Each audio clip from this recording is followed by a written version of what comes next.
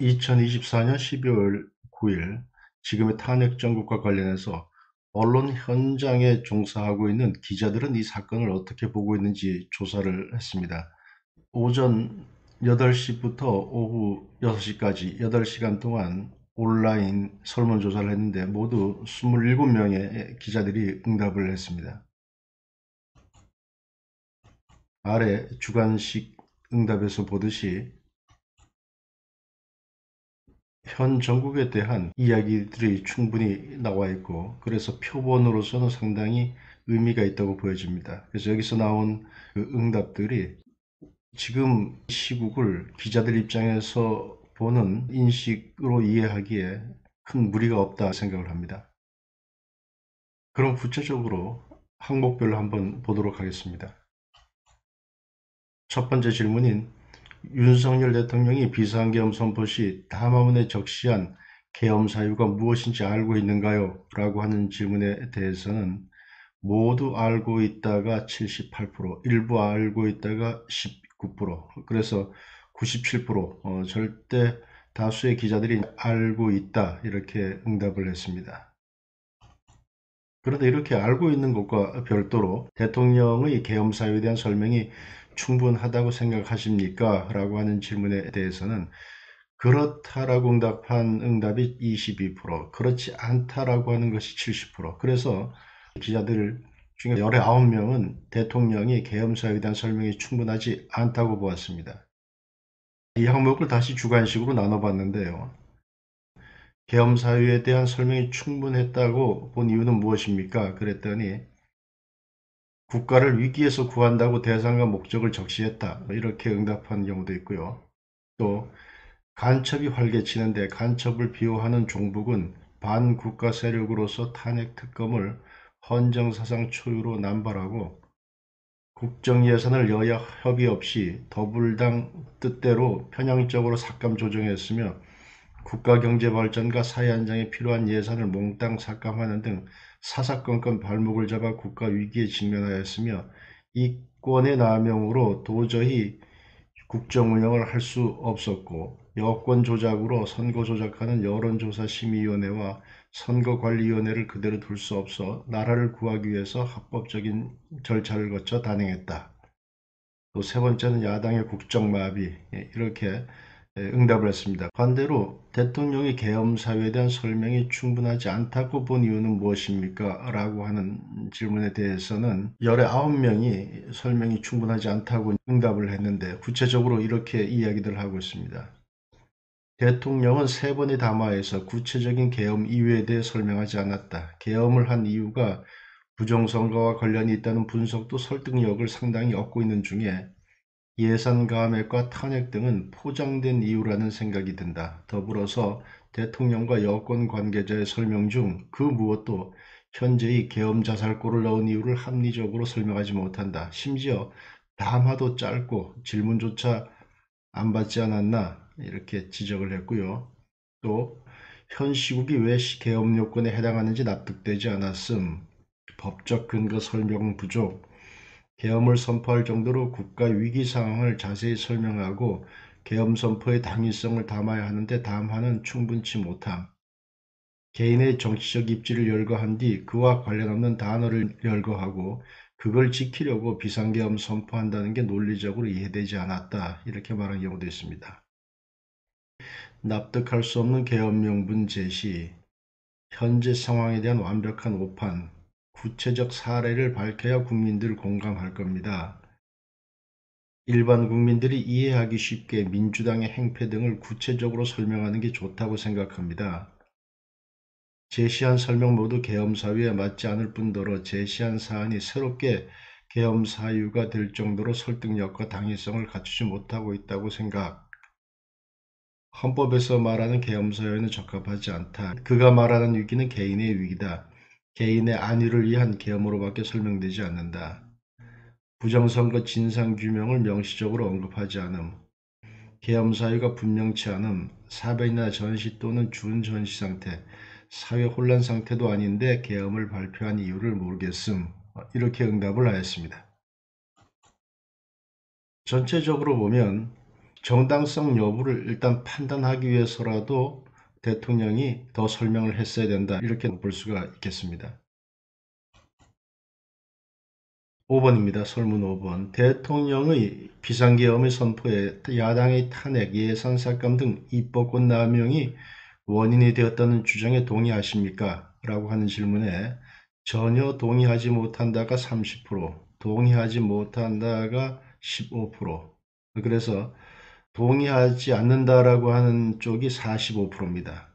반면에 일정 부분 동의한다가 33%, 전적으로 동의한다가 22%, 그래서 55%가 대통령의 비상계엄 선포에 야당의 탄핵 예산 삭감 등 입법권 남용이 원인이 되었다는데 동의하고 있습니다. 그 다음 6번째 질문은 대통령이 하야 내지 탄핵되더라도 차제에 87 체제를 종식하는 개헌을 통한 정치개혁의 일정과 함께 가야 한다는 주장에 대하여는 어떻게 생각하십니까? 라는 질문에 전적으로 동의한다가 37%, 동의한다가 22%, 그래서 거의 60%인 그 59%가 이번에 대통령의 거취와 관계없이 개헌 문제를 같이 가지고 나가서 지난 1987년에 제정되어서 현대까지 온 지금의 체제, 87 체제를 종식해야 된다라고 하는데 동의를 했고요.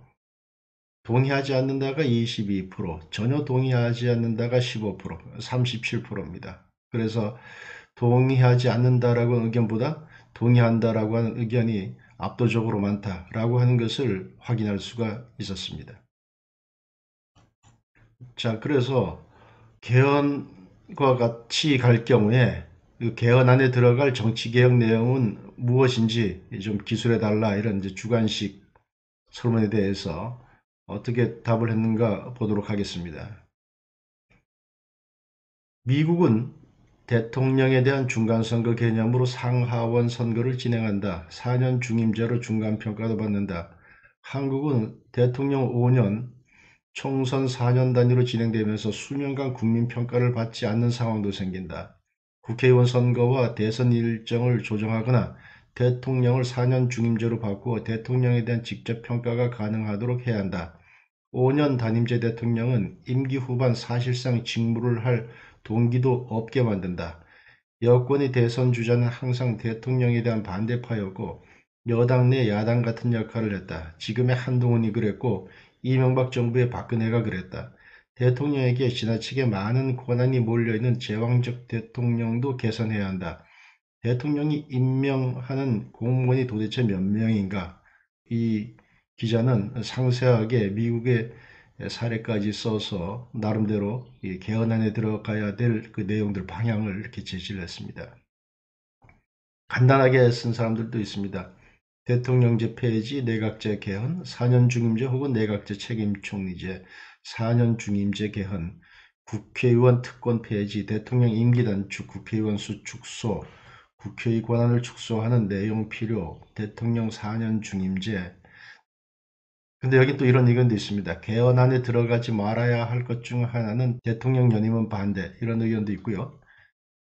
삼권 분립 취지에 맞게 행정부도 탄핵 권한이 있는 입법부 견제할 수 있도록 국회 해산권 필요, 대통령 임기 변화, 제왕적 대통령제를 벗어나 4년 중임제로 개헌해야 함, 대통령 4년 중임제와 대통령이 국회 해산권 부여로 튼튼한 상권 분립 확보. 크게 보면 차제에 대통령과 국회의 권한을 다 같이 축소하자라고 하는 이런 것으로 요약할 수가 있겠습니다. 8번째 설문인데요. 지금 여당 대표가 총리와 함께 대통령 권한을 공동으로 행사하는 것에 대하여 어떻게 생각하십니까? 라고 하는 질문에 긴급 상황이므로 이해할 수 있다라고 하는 답변은 15%에 그쳤고 총리가 아닌 여당 대표의 권한 행사는 있을 수 없다라고 하는데 74%가 동의를 했습니다. 그 밖에 잘 모르겠다가 7%였습니다.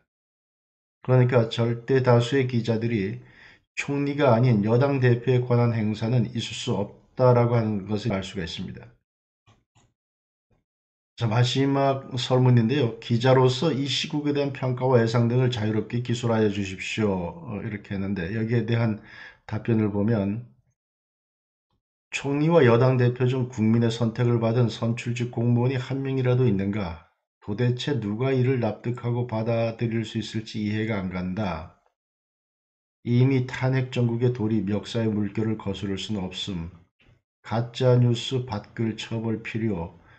일부 언론의 개헌 보도가 막무가내식임, 특히 유튜브를 통해 반복적인 보도로 국정 불안을 부추기고 반사적인 이익을 꾀하는 작태가 심함. 이건 아마도 지금 언론의 일방적인 그런 보도 행태를 스스로 좀 지적하는 것 같습니다. 대통령이 폭주를 부추긴 민주당도 반성해야 한다. 민주당은 윤석열 대통령과 여당의 손발을 무조건 묶고 이재명 개인을 위한 법안 발의와 당헌 개정도 망설이지 않는 사당으로 전락했다. 이재명과 조국이 이 사태를 사욕에 활용해서는 안 된다. 국민의 분노를 자기 대권의 도구나 자기 사건 재판부에 대한 압력 수단으로 쓰려고 해서는 안 된다. 대한민국의 근간을 근본적으로 뒤흔든 사건. 계엄선포는 구시대적 발상, 허나 야당의 의회 독재도 심판받아야 이번 계기로 개헌통한 정치 시스템 변화, 계엄을 할 수밖에 없었던 사유를 설명하고 야당의 입법 독재, 사법 독재, 행정 독식 등 대통령을 인정하지 않는 행태에 대해서도 동일한 지면을 할애해서 균형 있는 보도를 해야 된다. 오늘은 역사가 된다. 언론인이 확고한 국가관과 정체관을 가지고 보도해야 이 나라가 산다. 우리도 국민 아닌가? 하루살이가 아닌 이상 역사에 책임있게 보도하자. 계엄을 정치적 공방전으로 끌고 온 행위부터 문제이며 헌법에서 명시한 언론인과 시민의 권리를 제약한 불법 계엄을 옹호하는 일은 절대 있어서는 안 될 일. 그동안 민주주의를 당연하게 여겼던 자신을 반성합니다. 망가질 대로 망가진 대한민국 정치를 국민이 잘 일으켜 세우기 위해 기자로서의 역할을 고민하겠습니다. 정치인 개인의 욕망이 실현되지 않도록 자신의 본분과 역할이 무엇인지 뼈저리게 느끼게 팩트로 때리고 또 때리겠습니다. 민주당의 국정마비 기도가 일부 영향을 미쳤으나 근본적으로는 윤석열 대통령의 잘못된 판단에서 기인 대통령이 헌법을 위반한 초유의 사태로 보고 있음. 국민은 안중에도 없고 오로지 정권 유지 정적 제거에만 몰두하는 모습이 부끄러울 따름. 123 비상계엄은 명백한 내란이자 국가 통수권자의 폭거임이 분명함.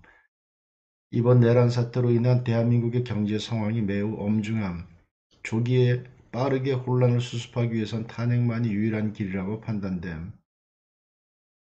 국민 누구도 이해할 수 없는 비상계엄으로 대혼란, 절차도 과정도 방식도 위헌인 상황, 헌법을 수호해야 할 대통령의 위헌적 비상계엄으로 사회, 경제, 정치, 외교 등 모든 분야에서 회복하기 어려운 피해 발생, 북한의 오판도 불러올 수 있는 상황, 헌법을 위반한 대통령의 탄핵이 절대 필요 아니면 최대한 빠른 시일 내 하야를 선언해야 함, 추후 처벌도 이뤄져야 함. 당분간 사회적 혼란은 예상되지만 대통령에 대한 조치가 빨리 이루어질수록 혼란의 시간은 줄어들 것으로 예상. 자유 대한민국의 역사를 부정하고 공산사회주의를 추구하는 중국과 북한을 추종하여 자유민주주의 체제와 시장경제 질서를 허무는 세력은 반자유 대한민국 세력이므로 무력화시켜야 자유 대한민국의 미래가 있다. 이 주관식 평가는 크게 보면 계엄을 위헌으로 결론 내리고 단죄해야 된다라고 하는 그런 의견이 있는가 하면 이번 사태를 불러온 원인 제공자인 민주당 행태에 대해서 이것을 지적하고 경고하는 그런 내용들이 있습니다. 이 조사에서 볼 수 있는 의미는 이런 것입니다. 대통령의 거취 또 이번 계엄의 성격, 향후 법적 성격이 어떻게 규정되든 간에 이번 기회가 우리나라의 지체제에 대한 정치 개혁 같이 가져가는 기회로 삼아야 된다라고 하는 점에서는 많은 언론 현업에 종사하는 기자들이 동의하고 있다라고 하는 것을 볼 수 있었다. 이것이 이번 설문조사의 하나의 성과라고 하겠습니다.